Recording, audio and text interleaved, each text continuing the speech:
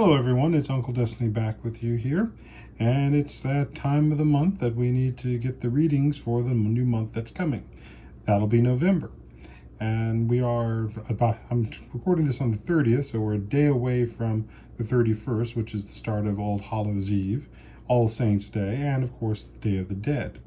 So we look forward to seeing what the ancestors and the spirits have to say as the veil has thinned at this time of year. So let's go ahead and get them in and get their advice.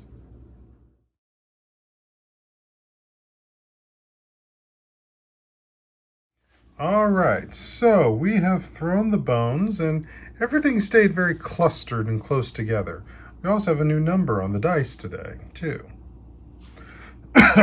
So, what is November holding for us?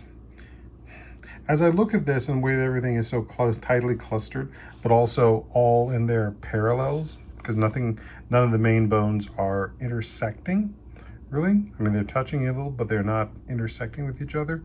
Things are staying in certain courses of action. But this is, again, also what I'm feeling is this sort of sense of chill. There's a coldness, and that's called bringing everything together. So we have home, family, and work. And below that, we also have the copper piece.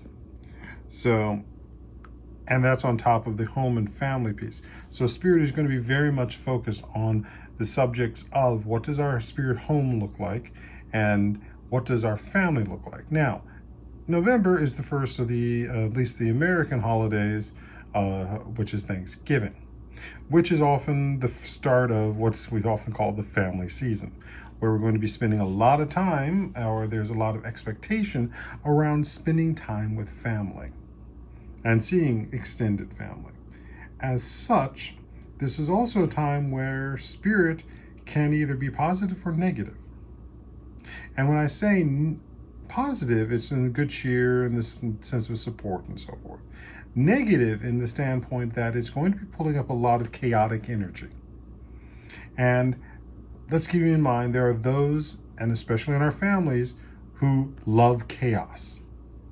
And so they're going to be seeking ways to strengthen it, exhilarate it, so that when they come to be with family, they are in that chaotic maelstrom that they know how to operate in, which may mean pushing people's buttons. So this is about being much more aware of that sense of that going on as you're dealing with family, but also the sense of what does it mean to bring calmness to the family? What is the positive energy that comes with that, and how can spirit also help you have that sense? Now, some would say that because of that, it means treating the people that are generating the chaos with kid gloves. And there's a part of that. But there's also the aspect of saying, if you're going to be here, then we need you to be operating from a place of calmness. We're not here for the chaos. But if you want the chaos, you're welcome to stay, but also know that you'll be asked to leave. And that's about setting boundaries.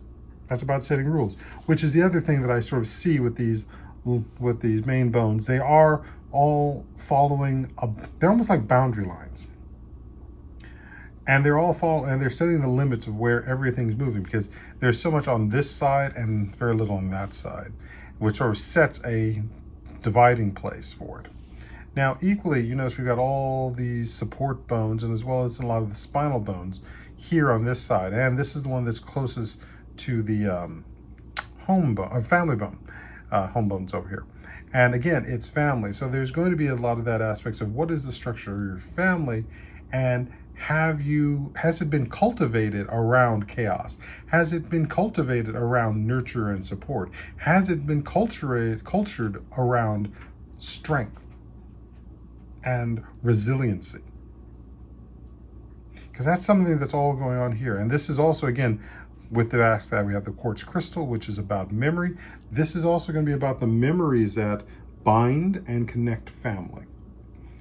And again, do you want to have the things that bind and connect family be those of chaos or those of nurture and support? That's the choice you get to make. But I think there's much more, even though we've got the rib bone here, and the inspiration is like, we want to set up a different paradigm. And that also means encouraging and putting in boundaries. Boundaries with family, boundaries with home, boundaries with work. And why I also say this too is we also have the shell. And if you notice that it is also, again, lined up here with the family bone and it's the exterior. So again, so we're dealing with family, and there's that sense of all of what is the armor we sometimes have to put on when we're dealing with family if we want to have a relationship with them. Now, interestingly enough, it is okay not to have a relationship with certain family members.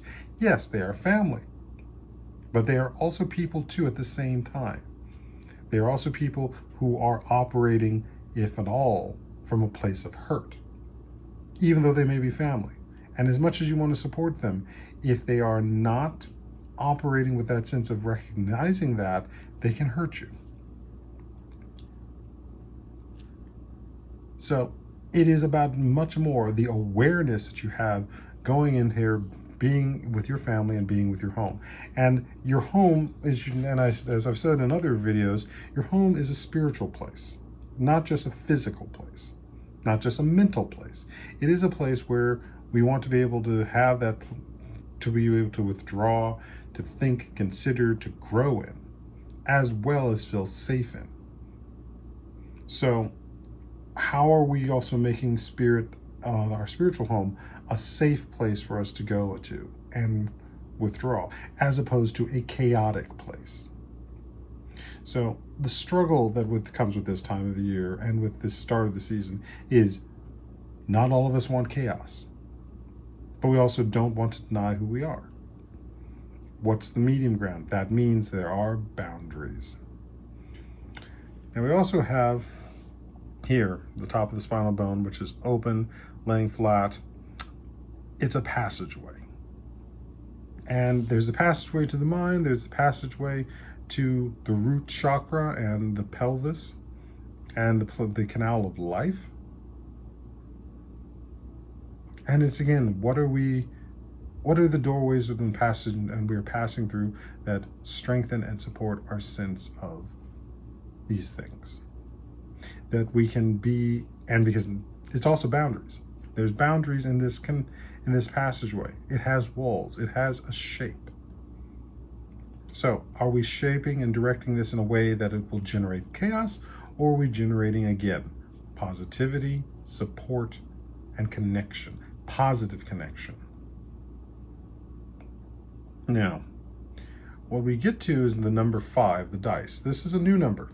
What comes up is romance, play, self-expression, and creativity. Now, why this is important, especially as we're moving towards November and the family season, is this is the time when this is the time when new members of the family are being brought to functions. So the boyfriend, the girlfriend, the new husband, the newborn child, as well as the extended family. As well as the extended family that gets created out of that sense and need for connection. It is a time, ultimately, and the goal is to have fun. But also, how are we getting to express? How are we beginning to get the ideas of what are we creating, especially for the Christmas period? And some of that self-expression is going to come up also with the food, which not everything is going to apply to every person. So we want to foster this sense of creativity and this spirit of great self-expression, but we don't want to foster chaos. And that still requires a degree of boundaries. So this is what I'm seeing for the ancestors and what they were having to say for this month, the month of November that's coming up. It is a period of time of being with family, and it's a period of time where work's going to be good. And work's also going to have its supports and its aspect, but it's where are the boundaries, know when you're working in for them, and are you making sure you're working from a place of love and focus so that chaos is not reigning unnecessarily. So this is Uncle Destiny on behalf of the ancestors and the spirits and the Orishas and those forces that want to see life go forward. Ashe.